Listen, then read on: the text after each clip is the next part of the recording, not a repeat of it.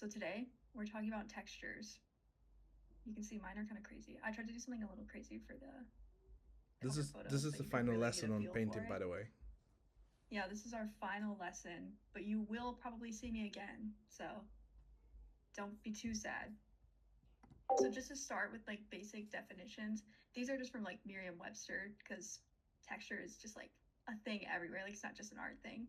But basically when I think about the texture of something, to me that's like the way it looks or the way it feels. So that's usually what I'm concerned about. Like for example, a leather shoe feels, I guess depending on the leather, kind of soft but rough at the same time. Like there's like a little grit to it. So these are just a couple studies I did really fast to kind of show how simple texture studies can be, I guess. Like if you look at this, it's not super detailed, but when you look at it from afar, it still reads as like this little gold leaf crown. And then paired with that, I always like to think about materials as well, which this is also just like the basic definition, but the way I think about it is the material is like the actual object, and then the texture is like what you're trying to achieve. So like this is water, but the texture is kind of shiny, kind of glossy, and like also clear, that kind of thing. I feel like separating them is just like slightly important. I always do it because I feel like when you think about texture and material, you can kind of lump them together, but I like to think of them separately because every material has its own texture. Like gold or like any kind of metal can be super shiny or rusty, so they're like just slight differences. And then as far as brushes go, I just wanted to lay some out. Like these are like when I think of like basics that I have in my brush folders, which I have so many brushes, you never need as many as I have, but I love collecting them. Like you have like the basic, just like round or like shape brushes. A lot of people will recognize the round brush, but I also like having a triangle and like a square version. And then you'll see a lot of people use rake brushes and like halftones. I don't know if this will be a thing for you guys or not because a lot of people here are comic creators, but like when Spider-Verse came out, the amount of people in like the illustrative scene using halftones skyrocketed. It was like such a weird phenomenon. It was like when Spider-Verse came out and the Puss in Boots movie, everyone was painting with halftones and it was really funny to witness because I also did it. I saw everyone doing it and I was like, I need halftone brushes now. And then you'll have like just like basic like ink washes and like ink brushes and then just like some random textures. I just wanted to show a few because I feel like you can see artists like doing things and you might think how did they even do that, and most of the time it was probably because of the brush they were using and not like the actual technique. Sometimes it's a bit of both, but I feel like a lot of things can be broken down based on brushes. And then these are just some more like fancy ones that I have. These are most of these are ones that I found for free, and I'll share some like resources and like ways to find brushes towards the end and stuff like that because you can find them everywhere. It's kind of insane. But these are ones that I either edited or found or bought. Like these scale ones and these like crazy looking ones. I actually bought these brush packs because I wanted them so bad. I follow the guy on Twitter who makes them, and his brushes, his Procreate brushes, are always so cool. So I did buy them. I did only try to provide free resources though, because I know everyone can't like drop money on brushes. So yeah. And then just to kind of demonstrate how you can use different brushes for different things. These are pieces I did. These are so old. These are from like 2022 or 3. And I just did little call outs for like the textures that I used. Like you can see these like really scratchy lines right here were literally just like some weird ink brush that I have, and I just made it really small and like literally went like this. And then like this right here, super weird artifacting. It's just one of my square brushes with like the color jitter, which we kind of briefly talked about last time. This is color jitter. It's when you have a brush. I have it turned on right now actually.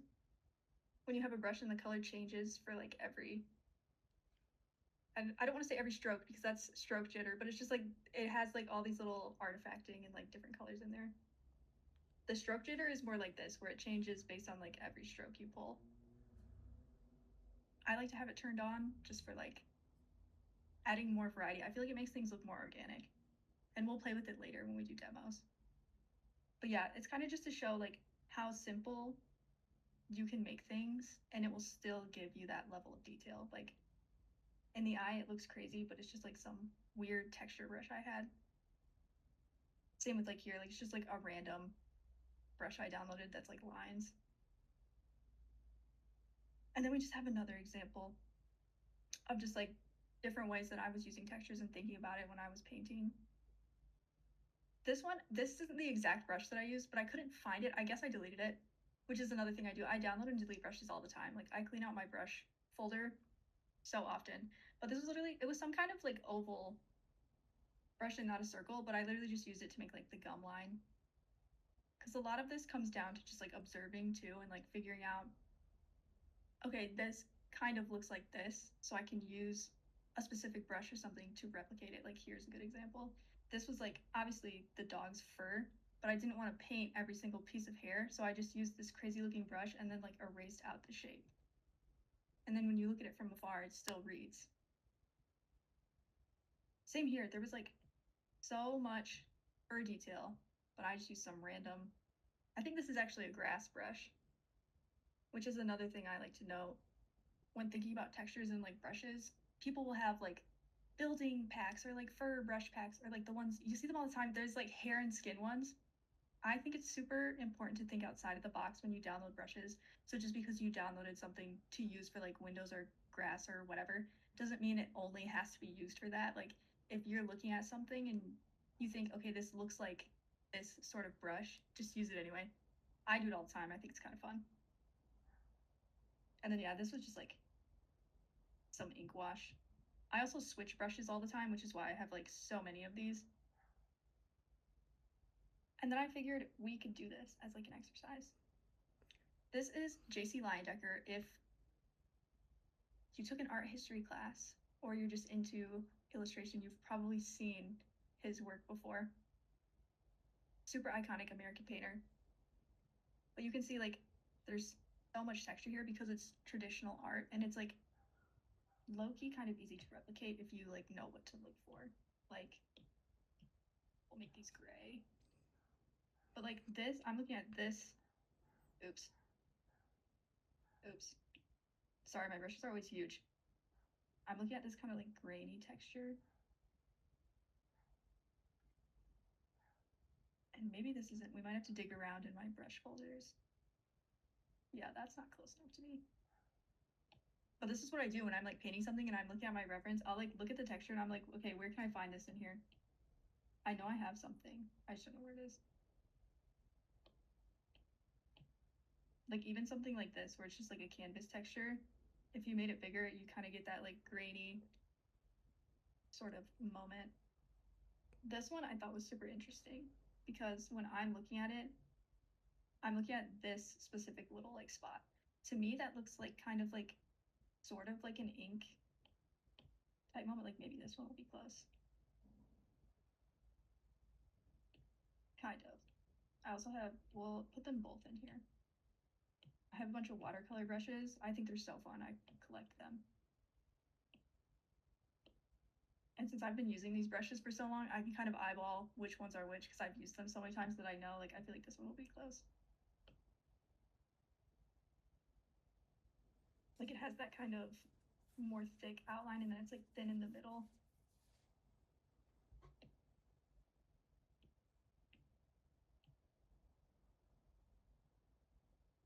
Kind of like that. I don't know. I feel like it's some sort of inky moment. This is like the Leyendecker classic. If you ever see anyone do Leyendecker studies, they always have this like sort of hatching. It's just so iconic. Like you see it like everywhere. But like to me, that looks like some kind of like flat. Like if I was like doing a study, a Leyendecker study, I would look for like some kind of flat brush or like oil brush. Something like that. Or maybe even, you can tell I have so many brushes. I'll link my brushes at the end so that you guys can use them or like find them if you want. I don't remember where I put my flat brushes, but like that one's, this is the fun part too, because like this is way too streaky. It doesn't look right. If you ever watch, actually, I don't really post speed paints, but maybe I'll show you something. Because every time I do a speed paint, you'll see in the playback me going like this, because I'm just like testing the brush. It's kind of funny, like just right on top of the painting. If I can't find an example today, Maybe I'll drop one in the art channel.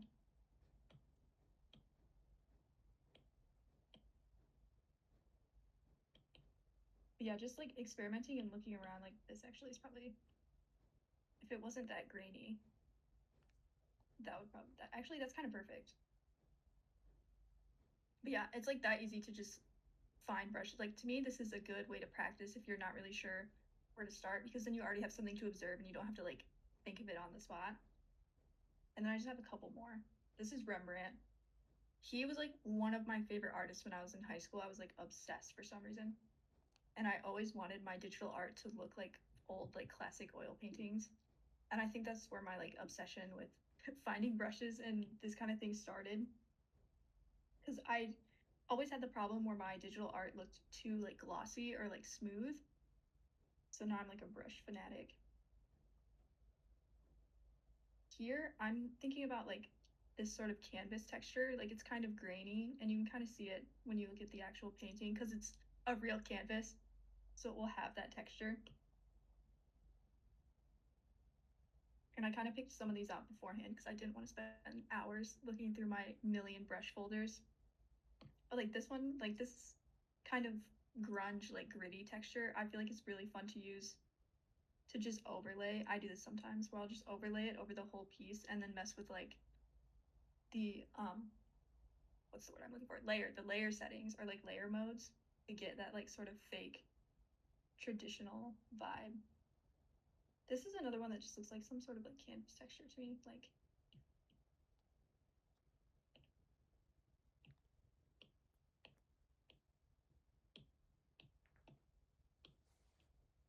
I've been downloading so many new brushes that I haven't looked at my old ones in a really long time. But like, yeah, something like that. Like really grungy, really gritty when you look at like old oil paintings. And then this like super textured moment I always think is really interesting. I recently discovered this way of making brushes that like it does something with like the blending mode of the actual brush. I'm not like an expert in like creating brushes or like all of the different like dynamic little settings that you can mess with, but I'm starting to learn. I'll have to show you one of mine, but like there's certain brushes that you can use that have this kind of overlay that makes it look like real paint. It's so weird to me, but it has to do with like the burn mode of like the actual brush. So that's what gives it that weird outline when you start like building on top. I found that recently and I can always tell when I find something new that I think looks cool because then I use it way too much. You can see it in this one. Just crazy.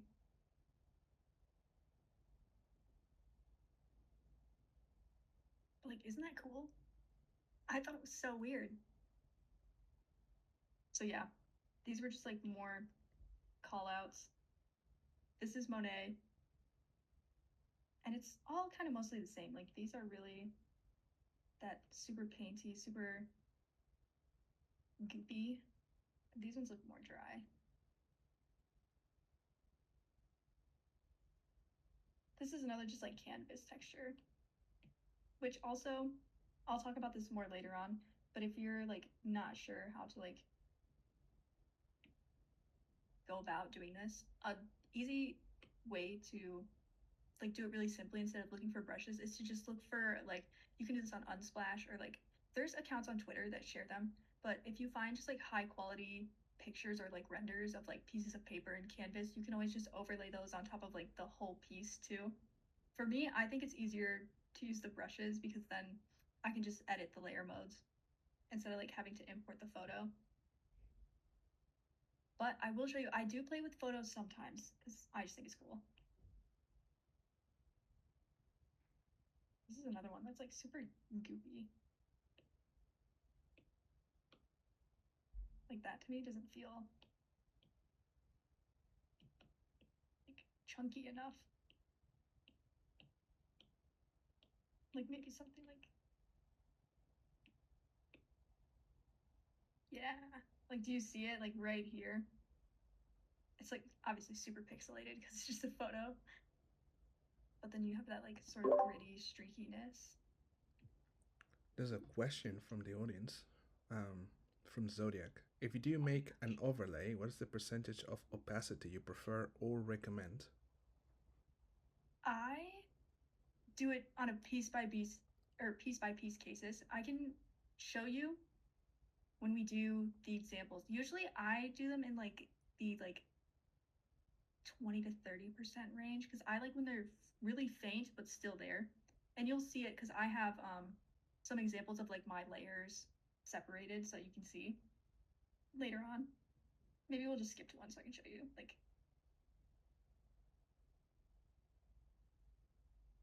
we'll do the fish. These are all my layers, and since I'm not clicked on them, you can't see the percent that they're at. But when you look at, I separated them all out. So I had like the background color, and then I outlined the fish, which this is just how the layers are arranged. So I didn't do it in this order. Like I obviously painted the fish and then painted the black around it so that it would fit. But you can tell like just the slight difference between these, how this one is like slightly darker, but it pulls the blue out. I don't even know what layer mode that is.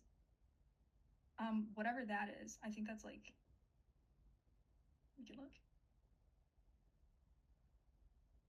Soft light, okay. I just play with them until it looks cool. Like this technique is so unserious.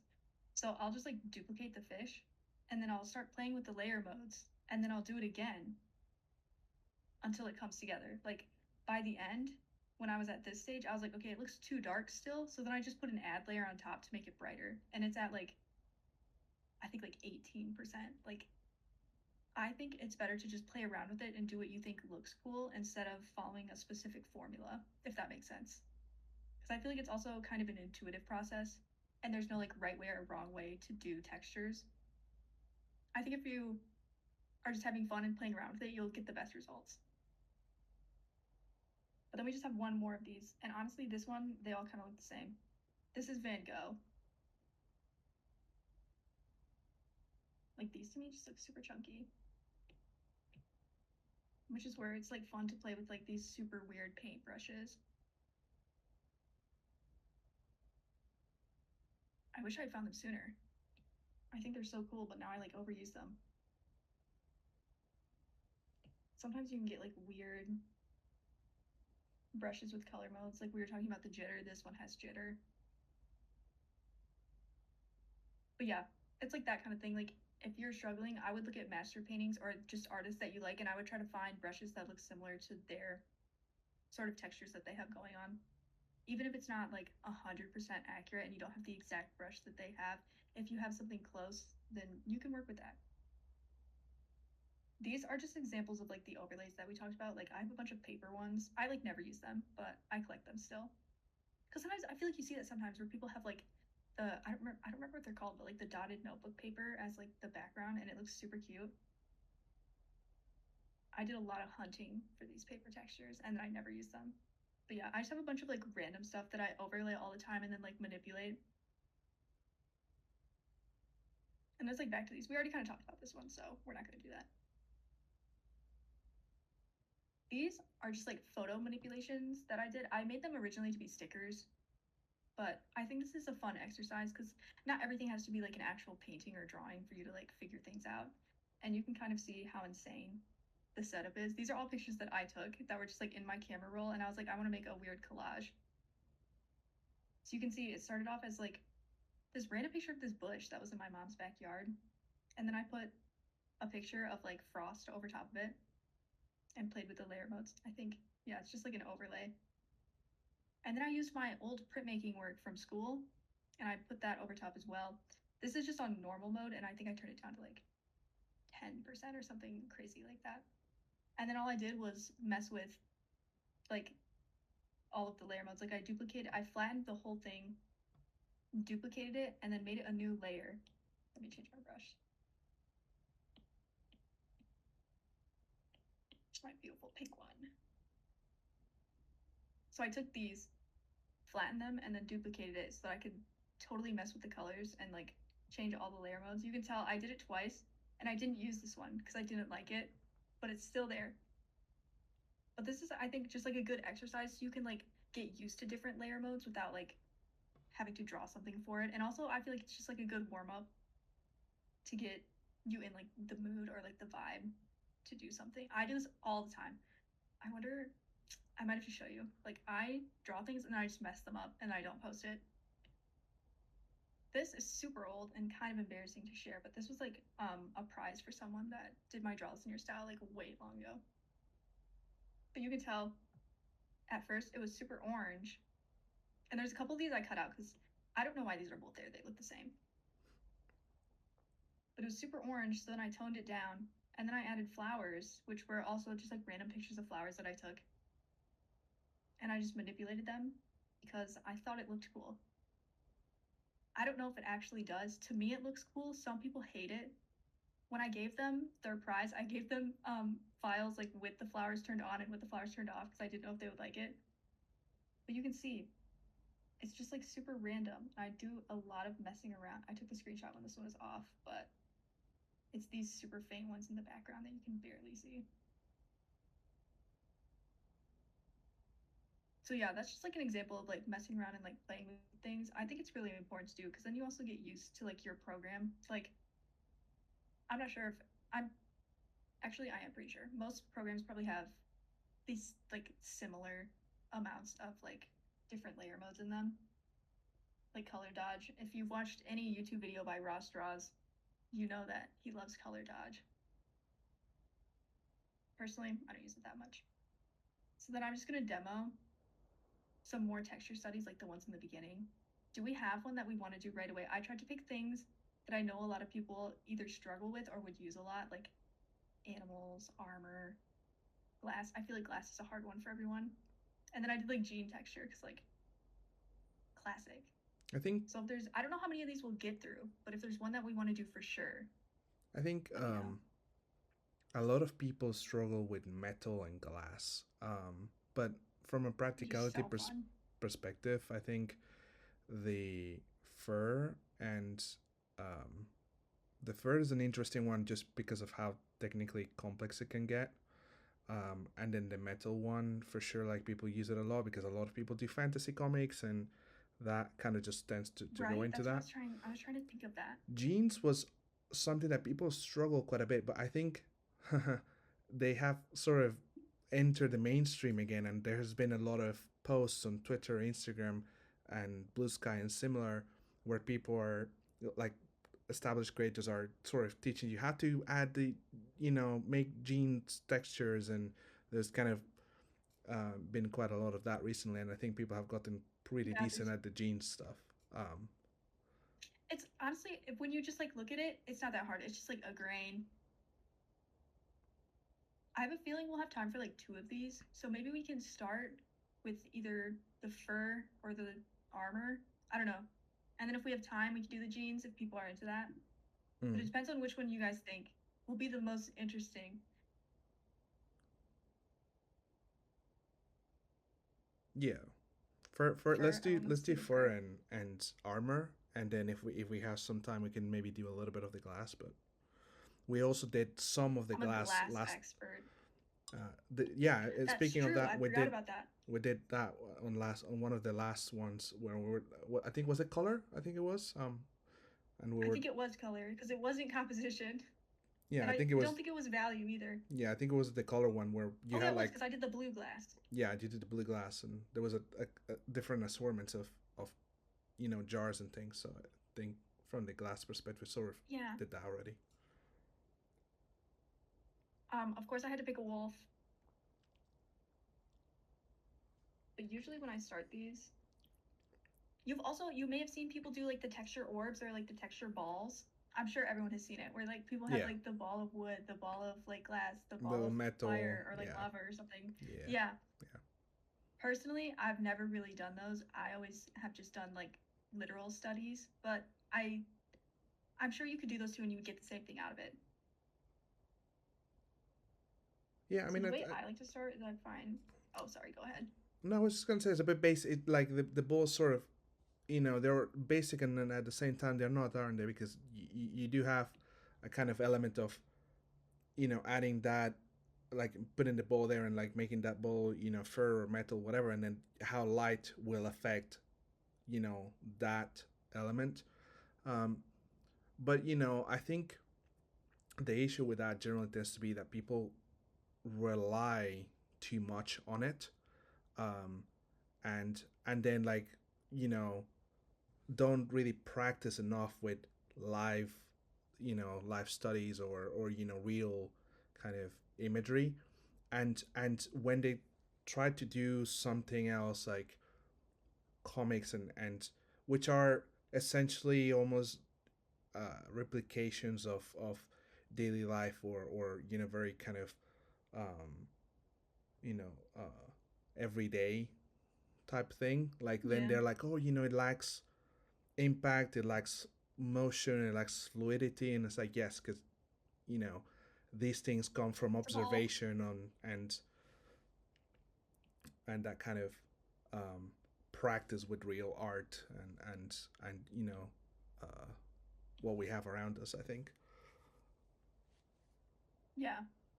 I also just think like doing the ball is a good exercise for manipulating forms. So if you're like, if you know how to paint fur and you want to be able to just do it on the spot, like from imagination, you haven't done it a lot, doing the ball helps because then you can like practice the way it wraps around. Same with like, I've seen people do it with cylinders and like cubes.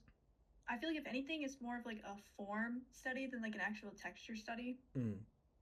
when you use the balls. But I can like see the merit in it. I just don't do it. It's I've never definitely, felt the need to do it. Like I never used it to learn. I would just look at pictures. yeah, there's definitely merit in it. I don't think anyone can argue that. I think uh, Yeah. it's a matter of there's merit in doing this, but also don't forget to do, like, take it a step further and you know, practice. You know, it's basically like akin, I guess, to having the training wheels on a bicycle and then just forever using the Yeah. training wheels. At some point, you do want to take those training wheels off and actually, you know, start riding without them. And you know, perhaps you at some point you're super used to doing that, and now you want to ride much faster and pedal much faster, and so it's basically like levels, right? Um, Yeah. You might be watching me doing this and thinking there's not a whole lot of textures going on right now. trust the I always have to process. build the actual painting first Yeah, trust the process. because It you gets see people there. say it a lot where they're like, it's not the brushes, it's the artist or like the technique or your like skill level, which is true to an extent. Like if you, as I always see people say, you should start with like the hard brown brush, and then once you have that, then start using other brushes. And I agree with that to like an extent. I feel like if you know how to use the round brush and you can like do things without fancy brushes, then once you get into the realm of like using more fancy brushes, you'll have a better grasp of like how to use it without overdoing it, if that makes sense. So that's why I always start with like basic, just like laying things in first. And also because since it's not a ball, you kind of have to make it look like the actual thing, or else you'll just have like a weird mess. But also when I do these, I'm never too concerned about it being like perfectly proportionate to the picture or like perfectly the same colors, because we're mostly here for the texture. And I think the fun thing about fur is like this weird like chunkiness you get, which obviously isn't true for every type of fur. Like if you like see like, what's a good example? Like a horse. Horses don't have hair like that, or at least most of them don't have hair like this. I know there are some like fuzzy horses out there. You're very very short hair and Usually very shiny looking. you're very oily.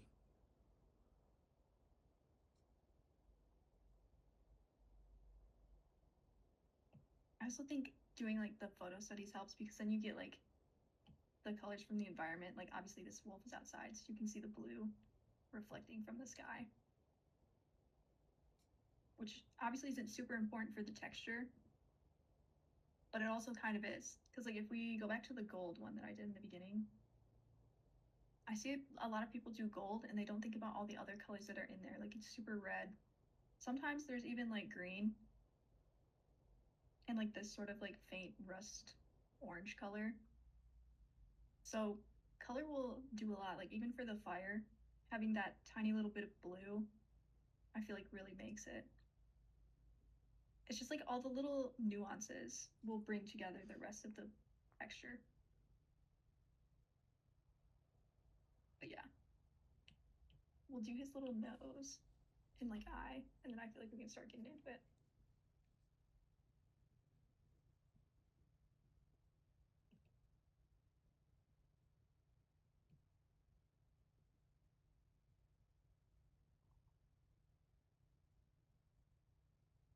Oops.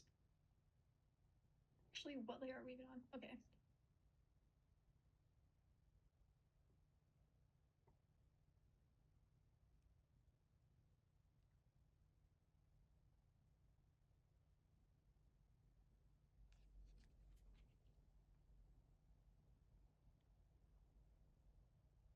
Nice. So the way I always think about this is like in chunks. I always use the select tool. Like the fur is kind of split in the pieces that go up, and then they kind of start to go down. Which is also, if you like do fantasy and you're like painting animals and like dragons or like weird things like that, doing little animal anatomy and like muscle studies will be huge. Even if you don't study the muscles, like using certain animals for references is really helpful. Like whenever I haven't painted like a creature in a while, but when I used to do it more often, when I would paint like dragons and stuff, I would always use like dogs as reference. I would look for like skinny dogs, like a greyhound or something, so that I could see the muscles. And then when I would draw like the arms or like the rib cage, I would use that as reference. And then I would find like lizards and like kind of mishmash them together. It's like really weird, but it helps. So I feel like a lot of people are like, oh, okay, dragons aren't real, or like this whatever isn't real, so I don't have any reference. But you can just like take real animals and like squish them together. And that's, I feel like that also comes down to like when you do the textures too, it's like thinking outside of the box like that, and like thinking of weird ways to do things that still work.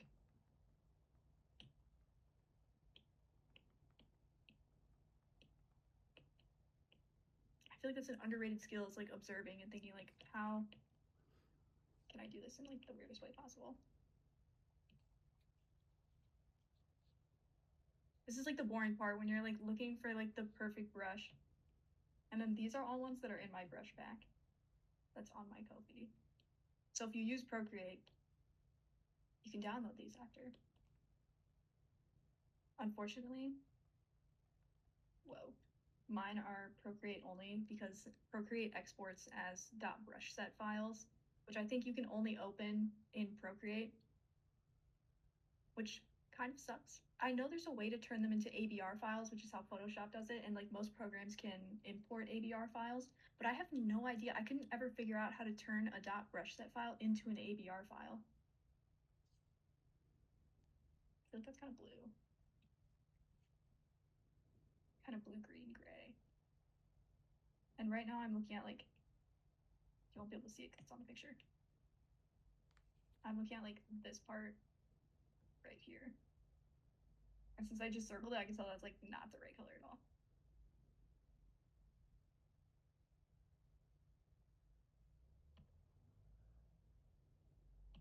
We'll just do this like whole chunk.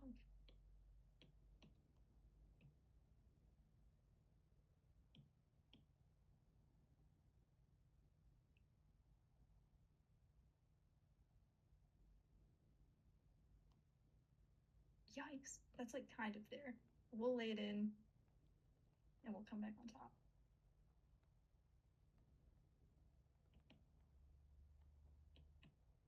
I'm also a big like jump arounder. I always jump around the canvas. That's how I was taught in my oil painting class, to like never work on one thing for too long. And now it's just like a habit.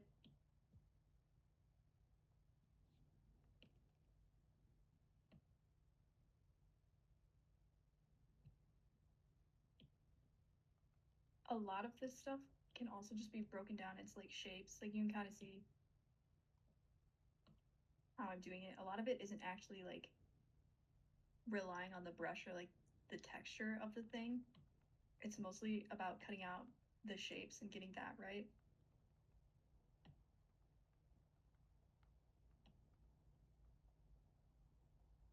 Like you can see, we'll make this black so you can actually see it. Like I'm looking at like these shapes.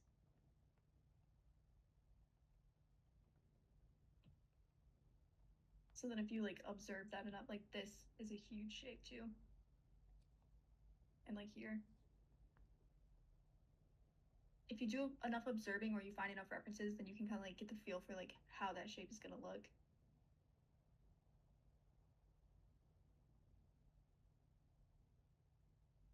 So it kind of also plays into like forms.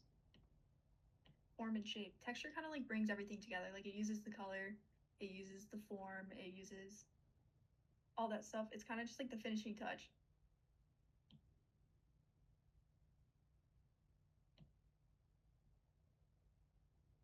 I don't like this brush anymore.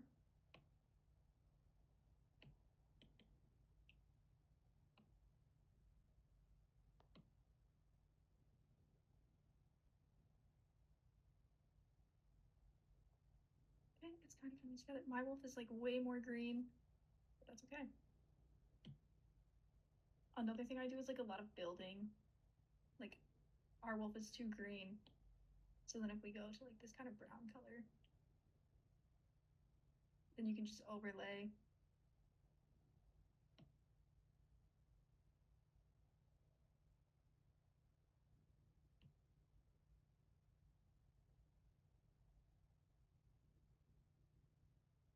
Right. It's already so much better.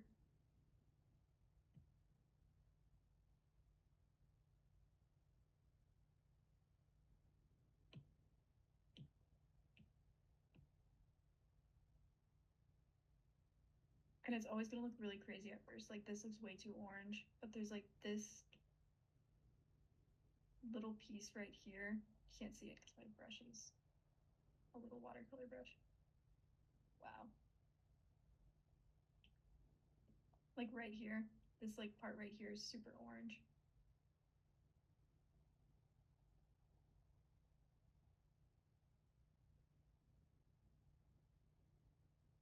And then when I'm thinking about it, like I'm looking at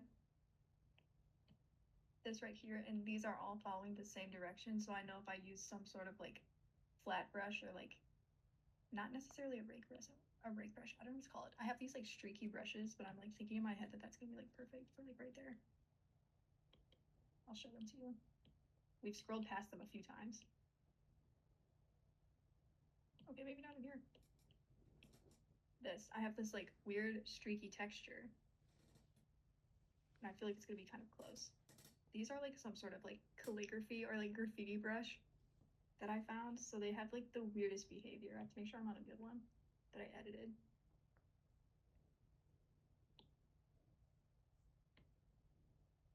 Yikes.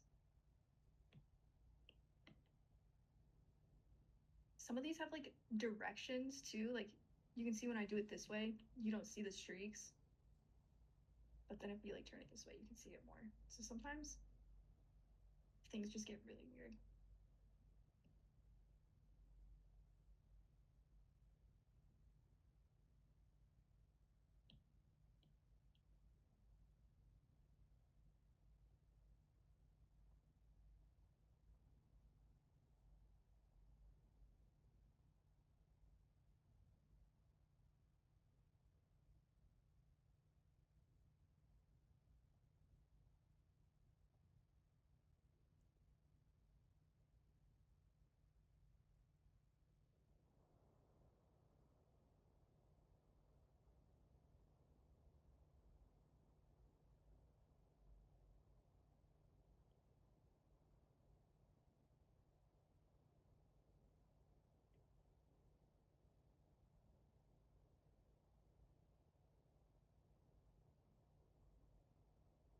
See how you can kind of see it coming together in like the face where I just did that. I feel like the most important part of doing textures is if especially if you're not doing like a full on like painting or illustration, it's just like getting it mostly right when you see it zoomed out. Because I'm sure if you're doing like a comic or something, you don't have time to like meticulously detail every little texture of like every little thing.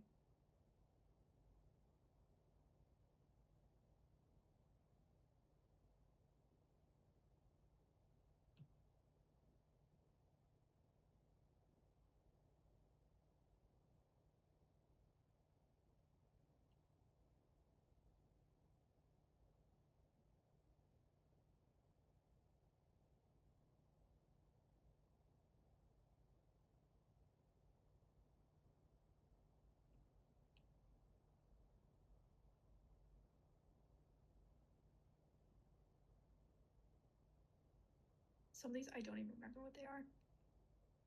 Like I think this is like some sort of canvas brush. That sounded crazy, canvas brush. But yeah, if you guys have any questions, let me know.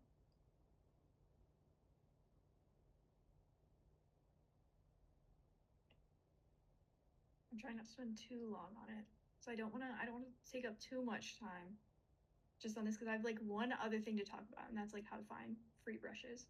An underrated skill. It's kind of like when people say like people don't know how to research anymore. It's kind of like a skill to hunt around for different brushes and like assets. I feel like people don't really talk about that. Like it's kind of hard.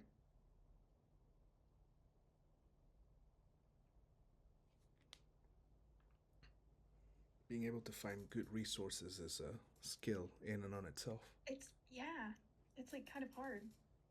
especially if you're in a budget as well. Because obviously, we all know that money can do everything, but sometimes you don't have the Exactly. money. So, Right? Like not everyone has 20, $30 to drop on like good brushes. Usually, a lot of the free ones you can find will do basically the same thing. Like it might not be as fancy as the other ones that you can find, but it will get the job done. I'm thinking about like this. Sorry, crazy brushes.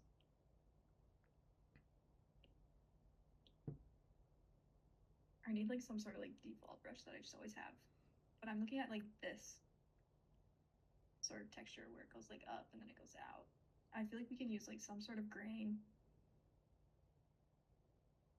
that will get us there.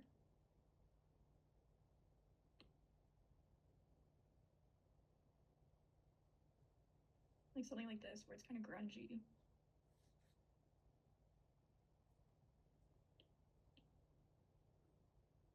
And obviously, if I was like making a finished painting, I would spend a lot more time doing this. Whoa.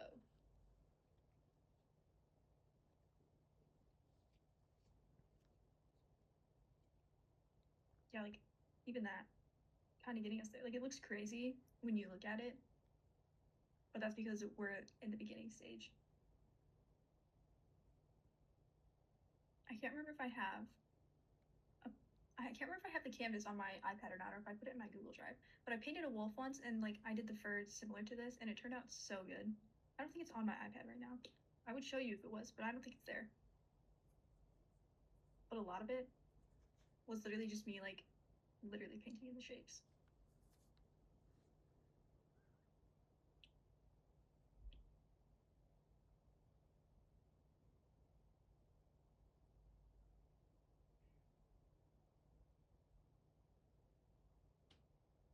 I don't even remember what brush I used. I think it was one that was kind of like this. Because these flat brushes have like that nice, weird like track almost look to it, which I feel like helps. Like, yeah, it does actually look like a tire. yeah, it's like really weird. You'll see, I see artists on Twitter. So I don't know why I keep saying you'll see. I've seen it where they'll like have something like this, and you can see that like sort of track texture, and it just looks like really cool for some reason. Mm. Especially if you're an avid select tooler like me, because then you get some of the texture without like that, where it like kind of replicates that sort of weird chunky fur texture without like having to paint it out, and then you still maintain like your edges. Like these are like obviously really clean, not like clean lines, but you clean enough that you can make out the shapes.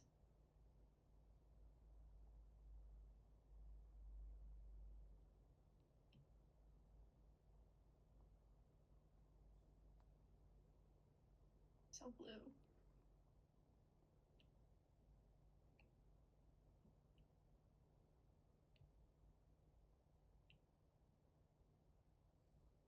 Like that kind of thing where you like still get the texture, but it's not as crazy as like when you don't have it like shaped in, or I guess stenciled in. I guess stencil is a good word when you use the select tool because it is kind of like a stencil.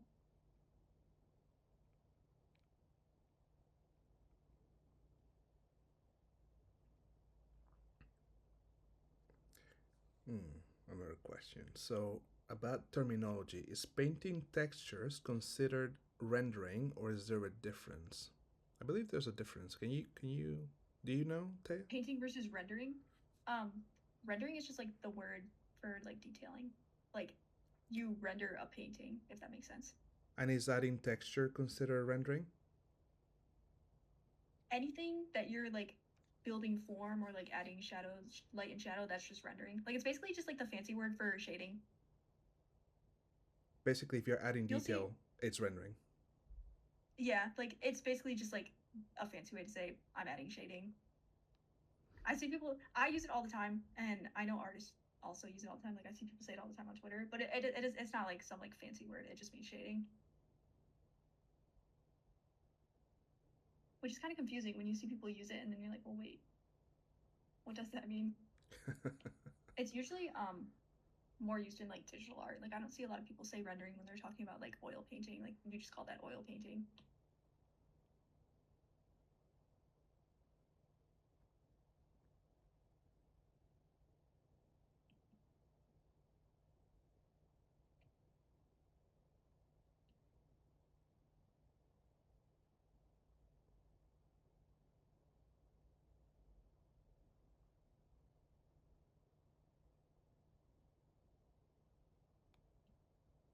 But yeah, you can kind of see you don't really need a bunch of crazy brushes. Like a lot of the beginning stages for texturing is just getting everything in somewhat of a right spot and then like adding. I feel like a lot of texture work for me is like layering, which I can actually show you after I do this. And I feel like it's like that building of layers is what creates the textured look. Like if we look at my fish, you can see when you zoom in, it's a whole bunch, it looks like a whole bunch of nothing because that's so many different things that I layered on top to get like the fake scale look. Like this was like some sort of, it's exactly, but I know I could like see in my head what brush it is. I think it's in here. I think it was this one. Yeah, it totally was.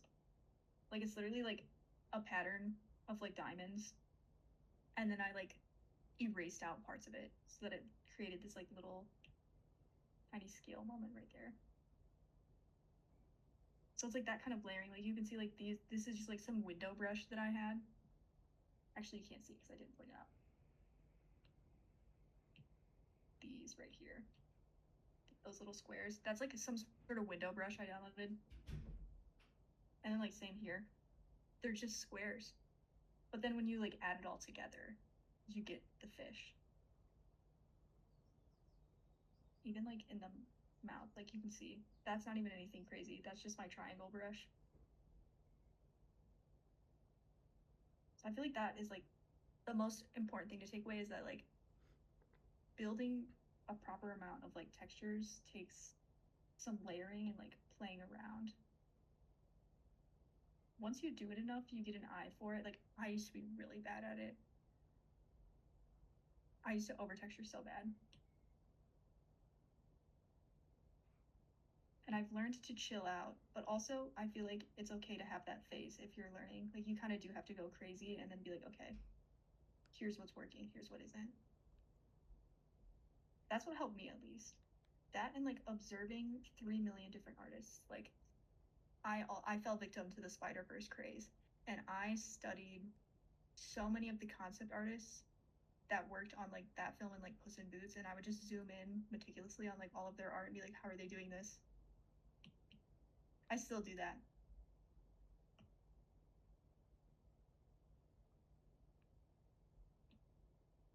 Because I'm not sure if this is a thing for everyone, but for me, like stepping back and just like looking at things helps me learn a lot than just like going in blind and trying to do it.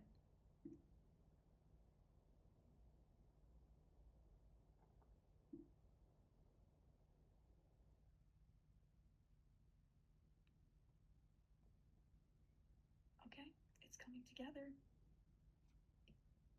I feel like this part could use a little more work. Like I feel like this fur is a lot clumpier than like these big chunks. So some sort of like grainy wash is gonna get us there.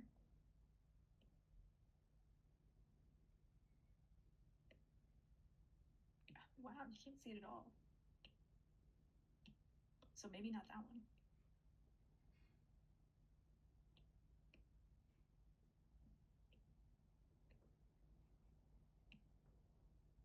Sometimes you have to mess with layer modes, like we'll do this. I want it to be there, but I don't want it to be that pronounced. And I also don't want it to cover up what we already have. This is what I mean with the layer modes too. Like I'll make a new layer and I'll put something on top and then I'll look at it and like mess with like whatever opacity, like right, like I always just do this and then I look, like I'm not looking at the slider, I'm looking at my actual painting and then I'll just like dodge it by that, which is why I don't have like specific percents that I use for most things. I always just wing it. Like to me that looks good and then I just collapse them.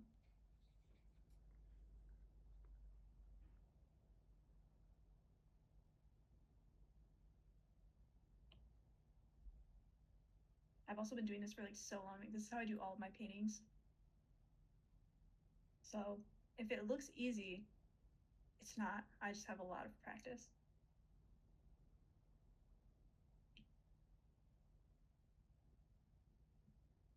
Like that looked horrendous.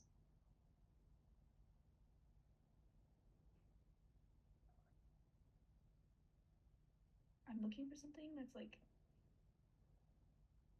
kind of chunky, but kind of not. Like we might have to use like a leaf brush. These are all my environment brushes that I collected, and half of them I don't use. Like all of my favorite ones are up here because they're just like shapes. Like I feel like this actually might be perfect for this one. I don't remember what my brush settings are on here. This might look crazy. Okay, never mind. We're good. But I feel like those are a little too close together. Like they're not like sparse enough for this like sort of fur texture.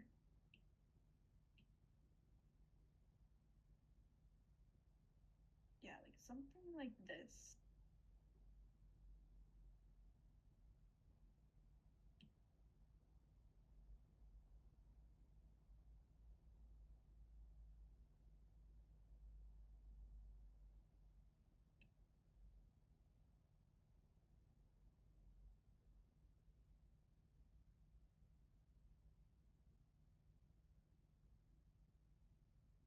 You can see how it comes together. I don't want to spend too long on this one. Because when did we start? Like 2:20?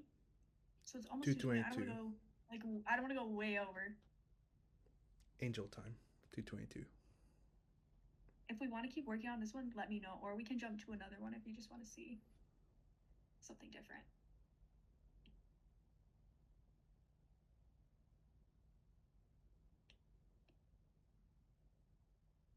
Like this is what I mean where you can just like use like any brush. Like I feel like a lot of people get stuck in like the mindset of like, okay, this is a window brush or this is a grass brush, so I have to use it for grass.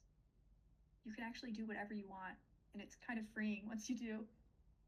Once you realize the world's your oyster. Exactly. Like you don't have to use things, oops, because they're only for a specific thing.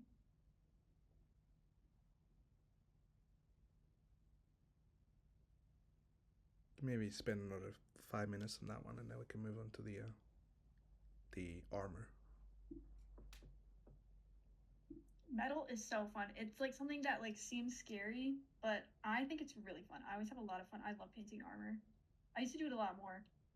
But, like any sort of like shiny texture is like my favorite. Like I love painting glass. I love painting like weird gemstones. I just think it's fun. I think that's why I like painting fish too, because they're like so shiny. Like doing the scales is always so fun.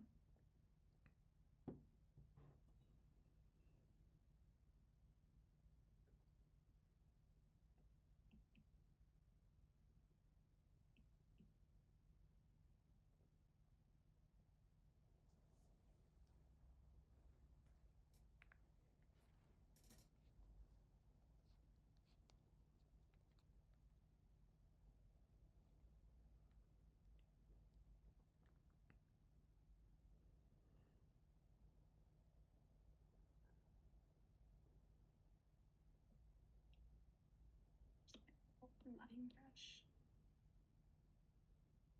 This brush. I think this is for grass. I don't really know, but this brush is like awesome.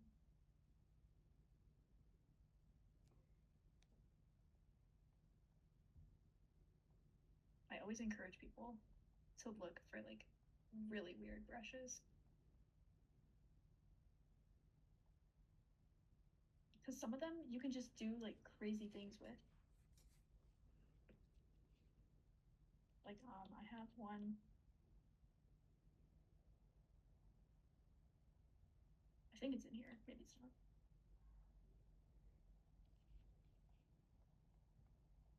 These. This says, I don't know where this is from. I found it, I think, on DeviantArt when I was like in the trenches of looking at free brushes on DeviantArt. This brush is so insane. Like, I don't know what settings are applied to this, but it looks crazy. And I use it all the time for doing like little eye highlights or like things like that, or like in gemstones. Because it just works so well. Like, it's so insane that it just works.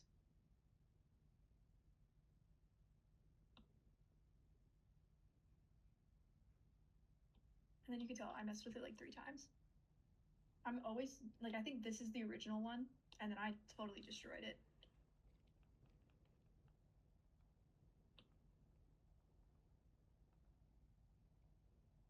Actually, no, that's gonna work.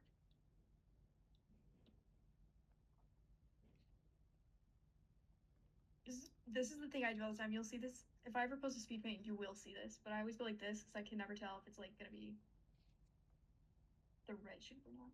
I think this is gonna work. We're like right here.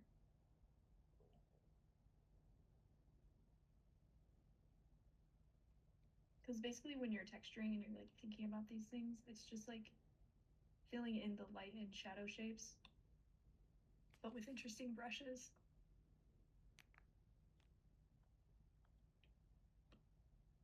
And I always like to bring my opacity down slightly because it comes back to that like layering aspect where I like to see all of the different stuff through it. Sometimes it does start to look a little crazy and you have to like tone it down. But most of the time, if your like shifts are subtle enough, it won't look too overwhelming. But it is something to look out for. It's falling into like the over textured or like over rendered look. And then sometimes, since I use like the select tool all the time and I'm always cutting things out, I'll lose the like subtle value shifts. I'll point it out to you because I noticed it. Like right here, you can see this like little, it's a really soft shadow. And since I don't want to paint over all of the fur that I have already, I just take some sort of wash. Sometimes I just use the airbrush too. And then I make a new layer and I'll literally just put it on top. Because I don't want to lose the value structure, but I also don't want to like not add that back in.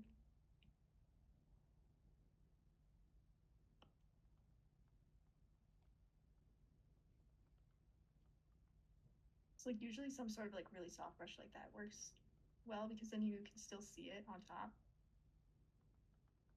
but you don't lose as much of the detail as you would if you like straight up painted on top. I barely ever use Procreate's blending tool because if you use Procreate, you know that it's literally awful. But sometimes if you have like a really weird brush, it doesn't look as weird. Most of the blending I do is literally just like by hand. I know other programs have better ones, like Photoshop has mixer brushes, which are really interesting. But Procreate's blending tool is just like so awful. I don't know what they did to it. Or maybe it's not and I just hate it, but like it's never worked for me.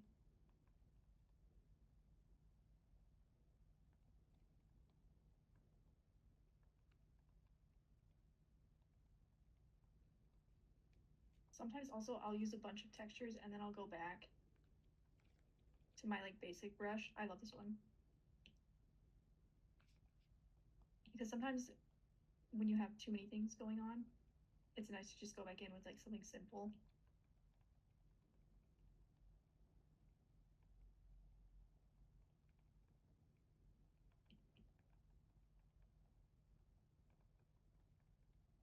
So now I'm just kind of adding back in all the little like highlights.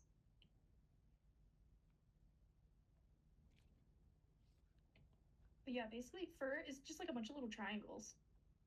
You can kind of see the way I cut it out. Or I guess not triangles, but like little diamonds and squares.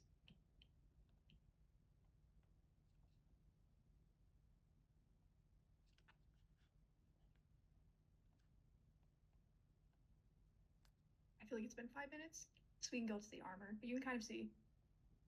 It looks pretty fuzzy. Or at least fuzzier than when we started.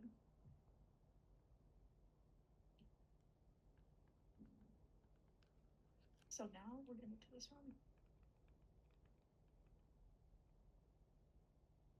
Since it's already kind of gray, we don't have to do a lot of work with background. I always add some sort of moment before I start painting because I feel like it just helps. Like something like that.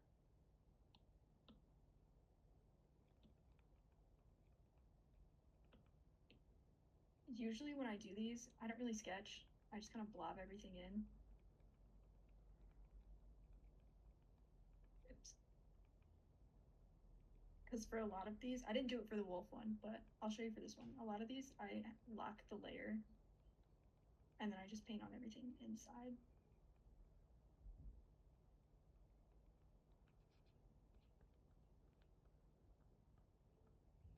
So it's super scribbly. Obviously, when you're doing this, you can do whatever process works best for you. I'm just not a big sketcher.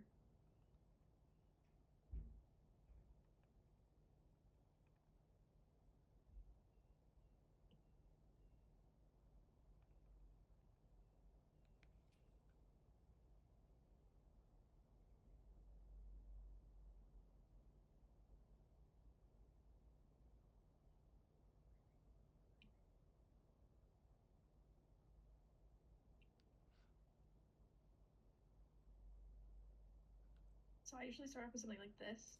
I always like to do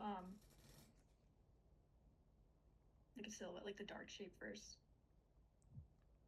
And then I'll just alpha lock it, which when you use the iPad, you can just swipe to do it. When I start with metal, I always start with the airbrush. Because I'm seeing the like blue reflection. So I always just like dust it in roughly where it is. And then like that like brown sort of tan color.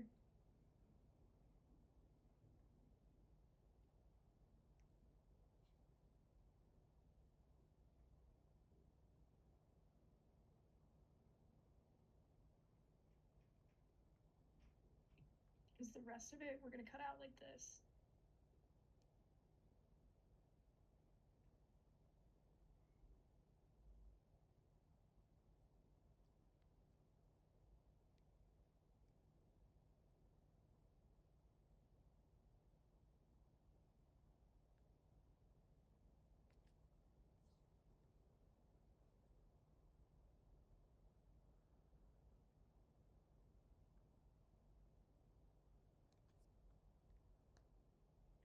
gonna be too, yeah, that's too orange because my color jitter on that brush is insane. Maybe this one. Maybe not.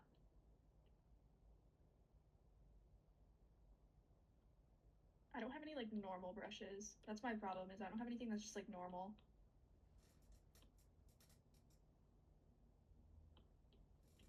We can stick to these for now. This is like the most normal brush that I have.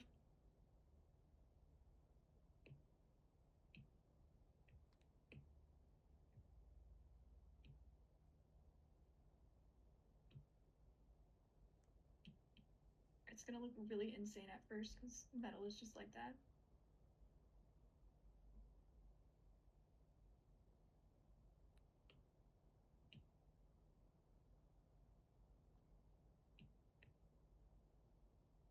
But basically when you're painting any sort of like reflective surface, contrast is gonna be key. Because if it's really shiny, the really bright parts will be really bright and the really dark parts will be really dark.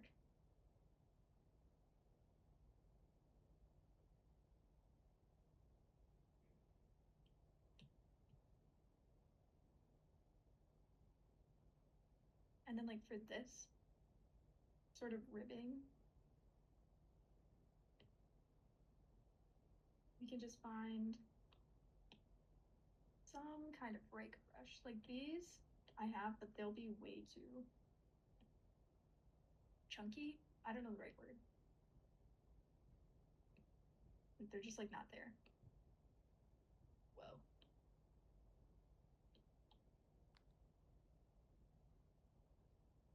Actually, I want to keep anything in here.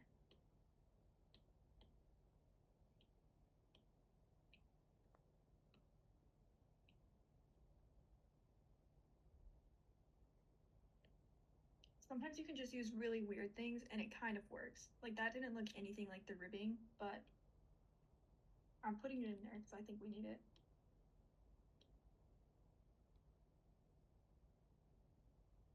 And then maybe this will work.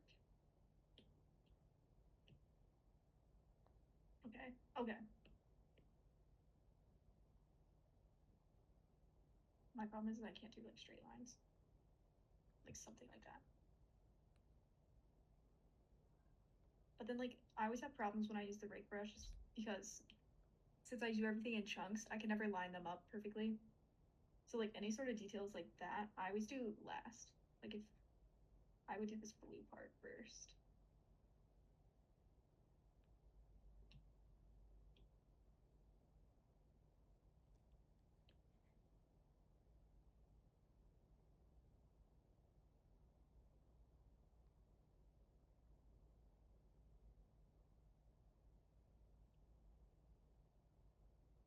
Yikes.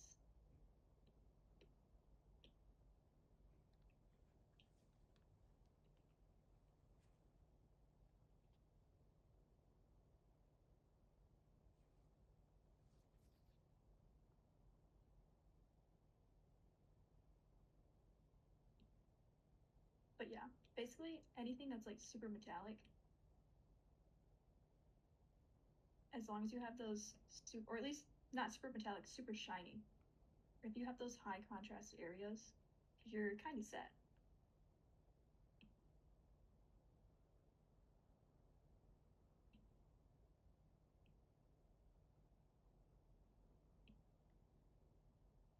And if you ever look at like old oil paintings or like even people who paint a lot of metal, when you zoom in, usually it's a lot simpler than it looks. Like half the time you can paint like jewelry and it can just be like little circles. Like I'll do a mini one,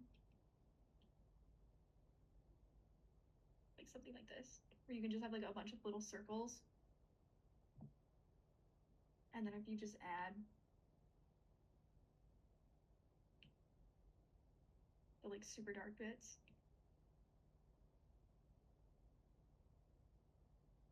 okay, this is a bad example because it's on top of my other thing. Hold on, we'll bring it over here. You can literally just like do this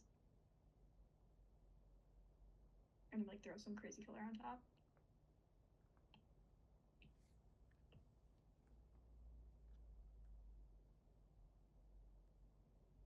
And if it's like a small enough detail, it will read from far away.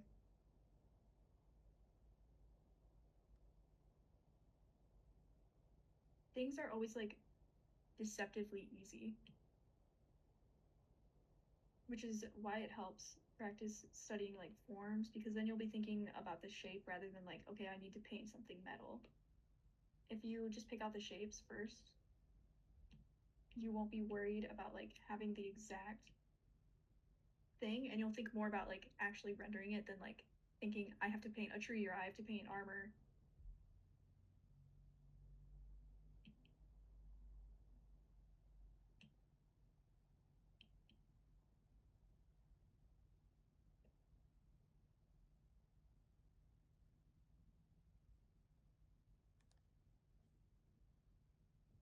And then once we come back in, we've done the big light pieces.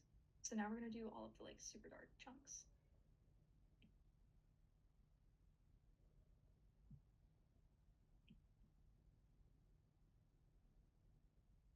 My shape's slightly off, which is why I always like to lock it to like get the general like sense of lighting, and then after I have like my basic pieces in, that's where I go fix like the silhouette.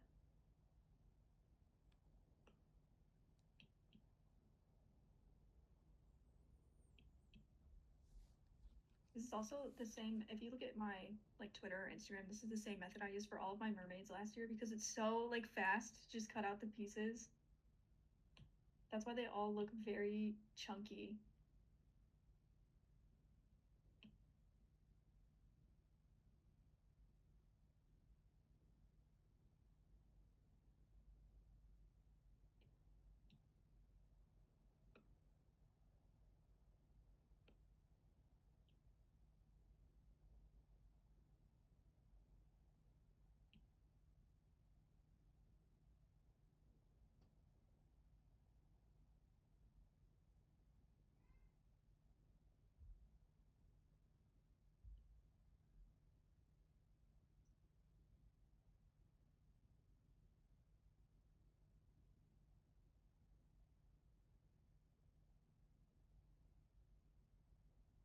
Actually,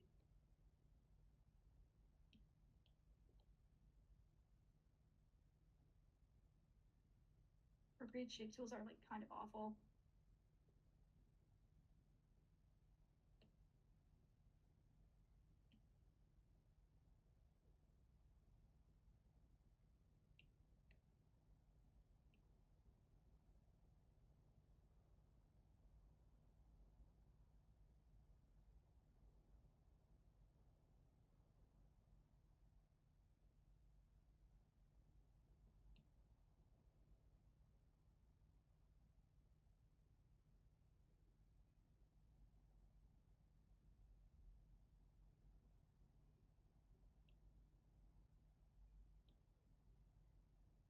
You can also tell some like you can tell that I do this a lot because this one is so much fat, like it's coming together so much faster than the wolf.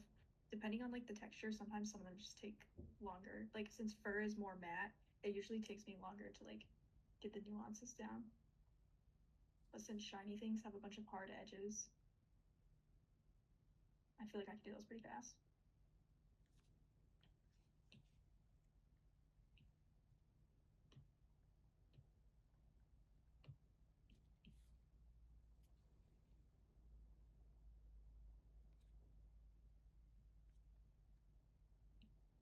Shiny things also, since this is shiny metal, it doesn't really have a lot of texture. Like it's pretty smooth. If it was like something more rusty, we'd probably be in the grain category. Let me see.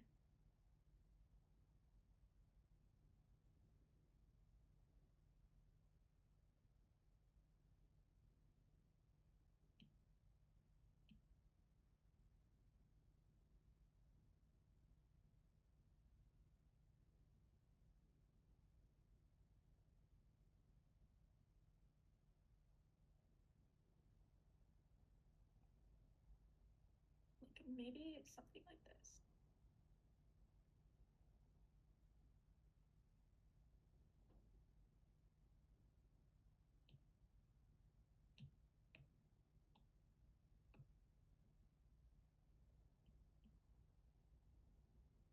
like slightly textured. If anything, we could use a texture for like this sort of ribbing. Because sometimes when I see things like that, I just get my shapes. Like I have these really weird ovals that might do the job. Okay, maybe not.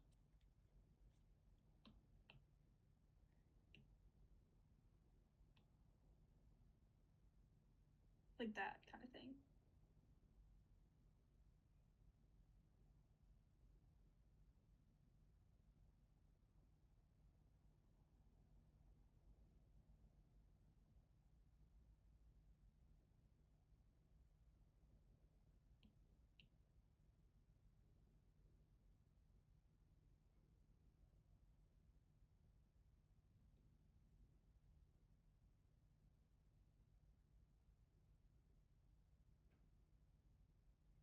Yeah. See how it kind of mimics that sort of, I don't know what to call it. Like I keep calling it ribbing, but I don't think that's the right word. That sort of like texture without having to paint it all in individually. It's like a pattern, isn't it? Yeah, I guess pattern. I don't really know. Closer than ribbing, that's for sure.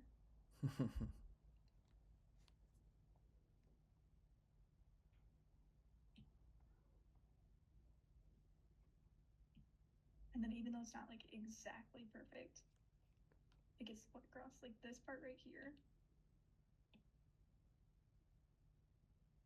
Oops.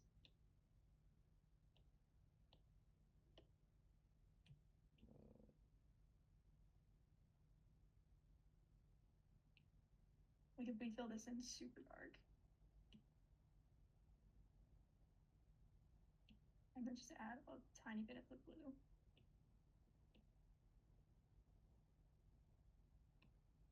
And then we go back to that circle brush we had.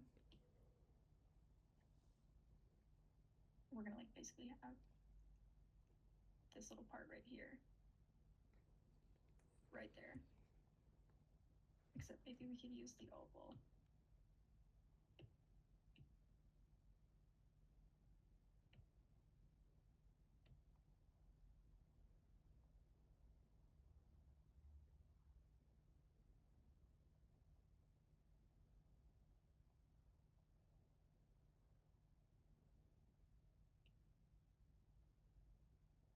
Like barely ghosted in like that.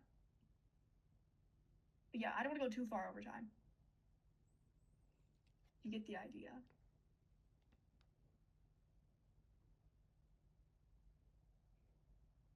It's that easy. Do we want to keep working on this one, or do you want to see where I get all my free brushes? I think we can probably We're like 20 minutes over time. Get to the resource hunting. Yeah. So I think we mostly got the hang of the idea. Of what we're looking at in terms of doing texture. Yeah. Or at least the groundwork for like laying it out. So when I look for brushes, you can literally look everywhere. This is literally just DeviantArt, and then I typed in free brushes and took a screenshot. There are literally so many. It's kind of unreal.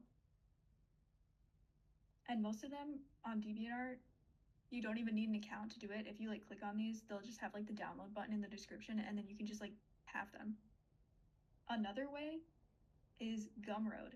This is Devin L. Kurtz. You've probably seen their art. Very, very big artists.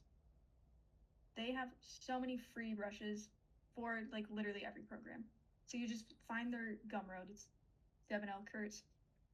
And you can just download these and you just have them. Like I have like all of these brush packs, I think. Those windows that we used on the armor are literally from this one.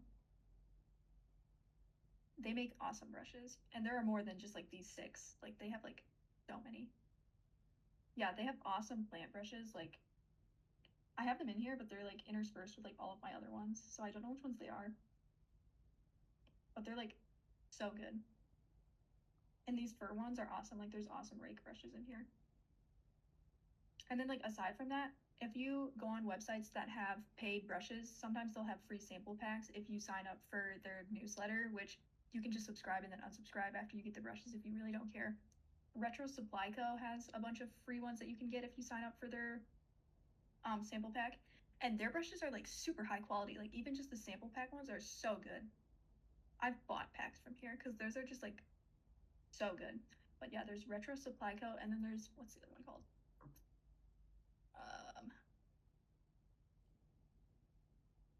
I can't remember, but there's another website. If you look up Procreate brushes or like Photoshop brushes, they'll show up. And then also, you can just go on like Twitter or like, I don't know if it would quite work on Instagram since Instagram's search feature is kind of weird. I'm sure it would, but I don't know how successful you'd be because you can't put links in Instagram posts. Like it'd have to be on like someone's like bio as like a little, what are they called? Highlight. But yeah, if you just search like free brushes on like Twitter, you can literally find so many. Like they're literally everywhere. It's kind of crazy.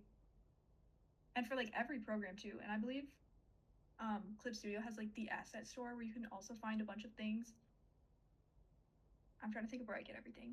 Sometimes if you go on YouTube and you look up like brush tutorials, people will have download links in the description for like, if they're not free, sometimes they have the same thing where you can subscribe to the newsletter and like get like 3 out of however many are in the pack for free, which is just kind of nice if you just want to try them out. I've done it so many times.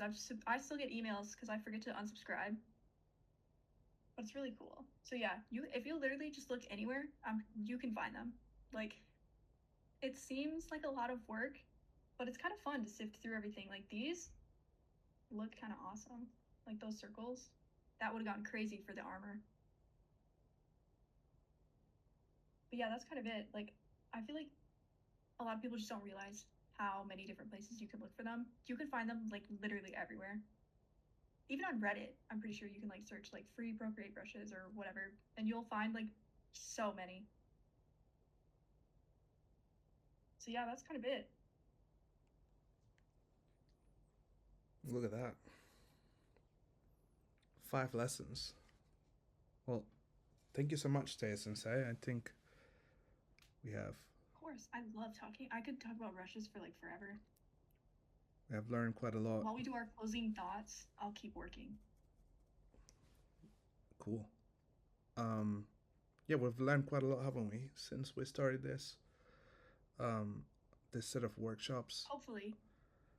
I know I've learned quite a bit about how to, look at starting and how to render pieces. Not that I put it in practice so often because I'm often very busy with the platform, but I think everyone else has mentioned that attending the workshops and has been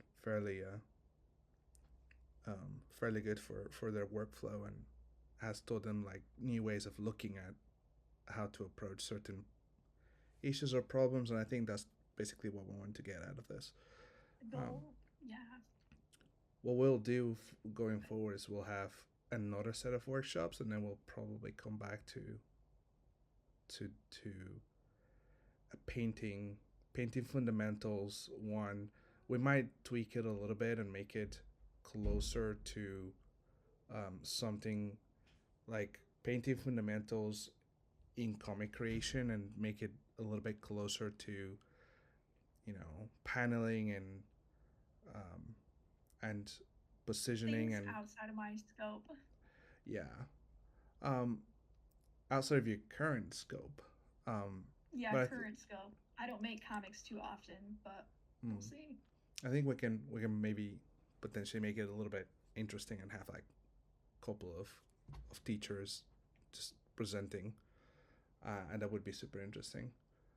Um, but yeah, thanks everyone for joining us in these 5 lessons.